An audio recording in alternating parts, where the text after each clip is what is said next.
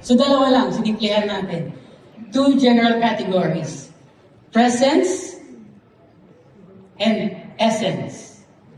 So presence, what do I mean by that? So presence, some call it aura. Some call it yung arrive, yung dating. So can the person make people turn their heads? Can that person stop you from scrolling? Pag nakita mo siya, uy, hinto ako mag-scroll. Can the person captivate and grab your attention?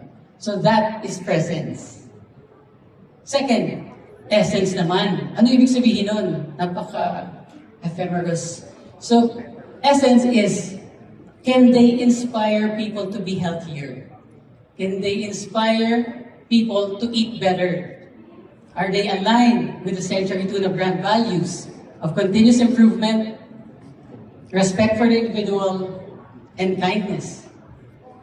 And can they make you move? Di ba mahirap yun? I'm sure that is something that we will be experiencing tonight. So now you know our criteria. So tonight, you will also be the judge. You have seen the 40 Super Boss, but you will get to know them better a little bit. They'll tell their stories. They'll, of course, walk in their swimsuits in a bit. But we will be sharing a QR code to our media partners, and you will vote for your top 3 male and top 3 female Super Boss.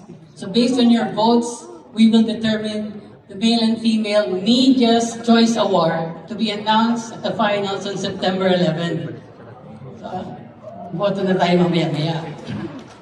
But more importantly, our main objective for tonight is that we get closer to the vision of Century Tuna.